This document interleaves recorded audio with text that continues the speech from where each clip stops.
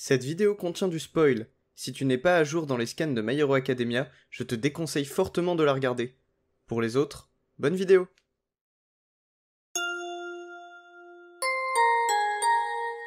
Bonjour à tous, c'est Saliste, et aujourd'hui on se retrouve pour la review du chapitre 301 de My Hero Academia, qui va être centré sur la jeunesse d'Endeavor, ainsi qu'avec sa famille et ses premiers enfants, et notamment être centré sur Toya Todoroki, le premier enfant d'Enji et de sa femme Rei. Nous allons voir dans ce chapitre qu'est-il advenu de l'enfance de Toya, et comment se fait-il qu'il est devenu Dabi, le vilain que nous connaissons tous de la Ligue des Vilains. Nous verrons notamment qu'il a développé une démence dès le plus jeune âge, mais pas nécessairement parce que Endeavor le surmenait ou le faisait s'entraîner trop et mettait trop de poids sur ses épaules. Nous verrons ça au cours du chapitre. Bref, sur ce, générique.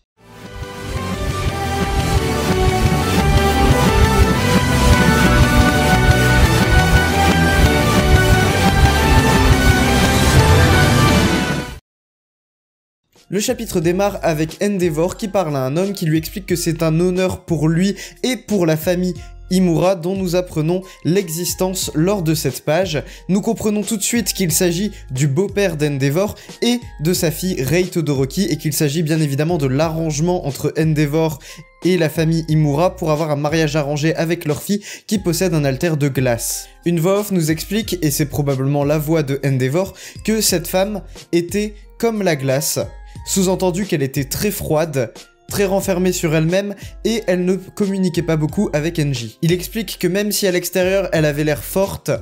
on pourrait croire qu'elle pourrait fondre dès qu'on la touche, tout comme un glaçon peut être très solide mais se mettre à fondre dès qu'on le touche. Sous-entendu, ça avait beau être une femme forte en extérieur, elle était très douce à l'intérieur. On remarque d'ailleurs sur la deuxième page du chapitre que Rei Todoroki fait une allusion aux fameuses fleurs que Endeavor lui offre à chaque fois et qui symbolisent Dabi selon le thread de My Hero Academia que j'ai déjà mis en lien de cette vidéo que vous avez en fiche juste ici. Nous revenons dans le présent et l'on peut voir Rei débouler dans la chambre de Endeavor, ce qui ne manque pas de le surprendre. Il lui demande si elle va bien, ce à quoi elle répond pas du tout,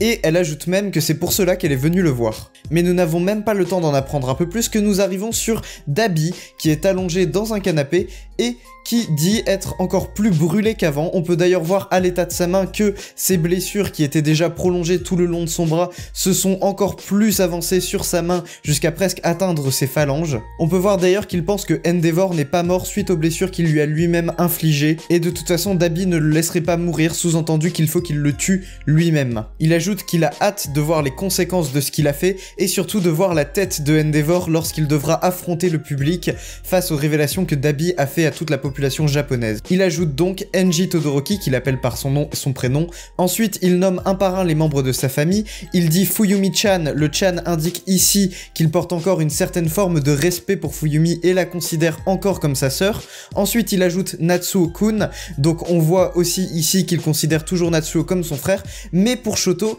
il indique juste Shoto, ce qui montre qu'il le considère presque comme Enji Todoroki, donc comme son père, peut-être pas comme un membre de sa famille, mais juste comme une cible à éliminer, et sa mère qu'il appelle Mom, donc maman ici en français, ce qui montre qu'il la considère toujours comme un membre de sa famille. On voit qu'il a de la rancœur uniquement pour Enji Todoroki, donc Endeavor, et éventuellement pour Shoto, mais nous allons voir ça dans la suite du scan. Et enfin, avant de revenir sur un flashback de son enfance, on peut le voir dire « Regardez-moi dans les profondeurs de l'enfer ». Et l'on arrive enfin sur Toya enfant, donc l'enfance de Toya parmi la famille Todoroki. Donc on peut voir qu'il engueule son père en lui disant qu'il lui avait promis de l'entraîner dès qu'il aurait des jours de repos, et son père, donc Endeavor, lui répond que il ne vaut mieux pas qu'ils s'entraînent ensemble et que c'est pour son bien. Son père a remarqué donc que Toya se blessait lorsqu'il s'entraînait. Endeavor et sa femme se rendent donc dans un hôpital pour demander l'avis d'un médecin concernant l'état de santé de Toya Todoroki. Ce médecin explique ce que je vous avais déjà dit dans cette vidéo dont la fiche apparaît tout de suite, que Toya a la constitution de sa mère, ce qui fait que il a une constitution faible faite pour les haltères de glace, mais un haltère très puissant de feu, ce qui fait que forcément son corps est abîmé par l'haltère de feu, car il a un corps qui est résistant plutôt à des haltères de type froid, de type de glace. Il conseille d'ailleurs à Enji et à Rei de ne plus faire d'enfants dans le seul but d'avoir un haltère très puissant, étant donné que c'est un peu tabou déjà à ce moment-là, donc à cette génération d'haltères là, qui est, je le rappelle, la 5e génération. Mais bien évidemment, Endeavor ne l'entend pas de cette oreille et décide qu'il va continuer malgré tout à faire des enfants afin d'avoir un enfant qui a l'alter parfait. Lors d'une scène de discussion entre Toya et Fuyumi, on peut voir que celui-ci est vraiment déterminé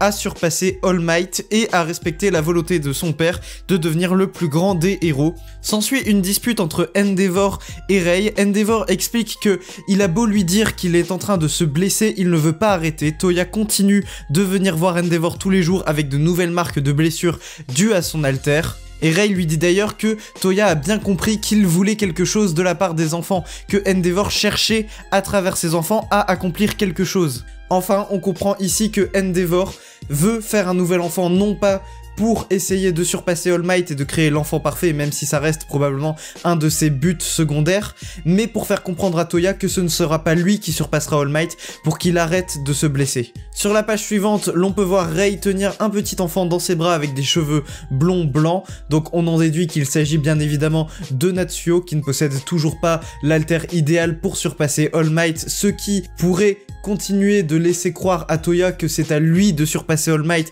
et donc continuerait de le faire se blesser. Donc on peut voir que Endeavor continue et persévère, et sur la page suivante l'on voit enfin Shoto bébé, donc on peut le reconnaître assez facilement avec ses cheveux bicolores. Du coup on peut voir que Shoto naît, on voit d'ailleurs dans les yeux de Enji Todoroki qu'il a très bien compris que Shoto serait l'enfant qui surpasserait All Might, et l'on voit la déception dans les yeux de Toya qui comprend que ce ne sera pas à lui d'avoir ce rôle de surpasser All Might. On retrouve Toya dans la forêt en train de brûler des troncs et de s'entraîner avec son alter de feu. On peut voir que ses cheveux sont devenus complètement blancs, signe de sa folie qui a pris le dessus sur sa raison. Et on le voit dire qu'il peut surpasser aussi Shoto, il peut surpasser All Might et Shoto, qu'il est très fort avec ses flammes, et il dit « Look at me », donc regarde-moi. Cette phrase ici faisant bien évidemment écho au fait que Dabi ait déjà dit « Look at me », donc regardez-moi, plus haut dans le chapitre, et également le fait que Endeavor ait dit ça lorsqu'il a dû annoncer qu'il était numéro 1 des héros. Il a dit juste regardez-moi. On comprend ici que dans la famille Todoroki, cette phrase a un symbolisme très différent, presque miroir entre Toya et Endeavor. Endeavor dit ça dans un sens de regardez de quoi je suis capable, regardez comment je peux me rattraper pour mes erreurs passées et comment je vais montrer au monde que moi aussi je peux être le numéro 1, alors que Toya dit ça dans un sens regardez à quel point je suis puissant, regardez à quel point vous avez eu tort de ne pas me faire confiance et de ne pas laisser sur mes épaules le poids et les responsabilités nécessaires pour devenir le futur numéro 1 des héros et surpasser All Might. Ici, il y a bien une espèce de sens miroir qui se contredit presque. Quoi qu'il en soit, on retrouve Endeavor en train d'engueuler Toya et de lui dire que il ne peut pas continuer à s'entraîner comme ça, sinon il va continuer de se blesser. Il lui dit qu'il devrait jouer avec Fuyumi et Natsuo, se faire d'autres amis à l'école, et qu'il n'y a pas que être un héros comme destinée possible pour Toya, qu'il peut devenir plein de choses différentes et que héros n'est qu'une option parmi tant d'autres. Bien évidemment, c'est la goutte d'eau qui fait déborder le vase pour Toya, parce que lui, il veut vraiment devenir un héros. Il dit d'ailleurs que tout le monde à l'école veut devenir un héros, lui aussi veut devenir un héros. Et enfin, sur la page suivante, l'on peut voir qu'il dit que c'est à cause de son père qu'il a cette idée en tête de devenir un héros, et que maintenant que cette idée s'est allumée dans sa tête, plus rien ne peut l'éteindre. Ici, un parallèle avec le vocabulaire des flammes. Enfin, sur la dernière case, on peut le voir essayer d'attaquer Shoto, donc de tuer son petit frère, parce qu'il voit très bien que la seule personne, le seul obstacle entre le fait que ce soit lui, l'enfant de Endeavor, le fameux enfant prodige qu'il cherchait tant à avoir pour atteindre le niveau de All Might,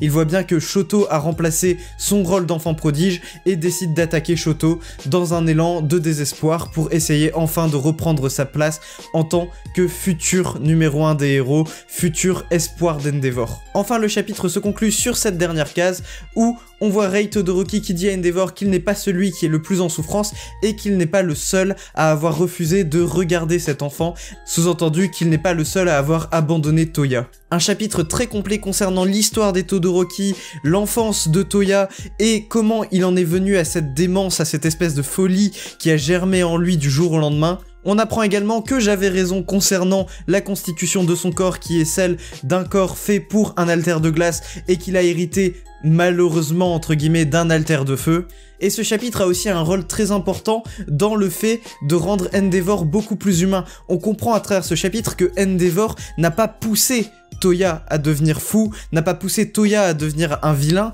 il ne l'a pas surentraîné, il ne l'a pas forcé à devenir le futur numéro 1, mais a bien essayé d'arrêter Toya en voyant qu'il se blessait. Il a essayé de protéger son fils, il a essayé de protéger sa famille, et malheureusement c'était beaucoup trop tard, Toya avait déjà sombré dans la folie, il était quelque part déjà devenu Dabi. J'ai même envie de dire que la seule raison pour laquelle Endeavor a continué à faire des enfants après Fuyumi, c'était pour faire comprendre à Toya que ce n'était pas à lui de devenir le prochain numéro 1, et c'était pour essayer par une quelconque façon d'arrêter Toya de se blesser et d'essayer de lui faire comprendre que il n'était pas celui qui était destiné à ça, qu'il n'était pas celui qui devrait devenir le futur numéro 1, que Endeavor essayait de mettre la pression sur les épaules d'un autre de ses enfants. Peut-être que ce n'était pas la bonne solution, sûrement que ce n'était pas la bonne solution, mais je pense ici que Endeavor a essayé de protéger Toya en essayant de faire d'autres enfants, bien plus qu'il a essayé d'avoir un enfant avec un alter plus perfectionné que celui de Toya, mais malheureusement Shoto est arrivé et ça a probablement ravivé la flamme, sans mauvais jeu de mots, en Endeavor concernant sa vengeance, entre grosses guillemets, envers All Might et envers le fait qu'il veut devenir le numéro 1, ou du moins il veut qu'un de ses enfants surpasse All Might et devienne le numéro 1, peut-être pour une question d'honneur. Donc quand Shoto est arrivé, ça a eu la capacité premièrement d'arrêter Toya dans sa folie de devenir le futur numéro 1, et d'un autre côté, ça a permis à Endeavor de reprendre là où il s'était arrêté avec Toya et d'avoir cet enfant parfait. Une lame à double tranchant pour Enji Todoroki qui se retrouve avec un enfant sauvé par Shoto, donc Toya a été sauvé par Shoto étant donné que celui-ci n'a plus le poids sur ses épaules de devenir le futur numéro 1 et d'avoir toutes les attentes de Endeavor sur lui, mais en même temps la présence de ce nouvel enfant, Shoto, fait que Endeavor a retrouvé le goût de vaincre et le goût de surpasser All Might dans Shoto et lui a bien fait comprendre et lui a pourri toute son enfance comme nous le savons. Bref, un chapitre très explicatif, un chapitre vraiment complet, j'ai vraiment hâte de voir la suite et j'espère qu'on va enfin revenir sur Midoriya qui est toujours dans son lit d'hôpital et savoir ce qu'il est advenu d'Ochako et Tsuyu parce qu'on n'a toujours aucune nouvelle d'elle. En tout cas, laissez un pouce bleu, abonnez-vous et activez la petite cloche, tous les liens de mes réseaux sociaux sont en description, c'était Saliste, salut!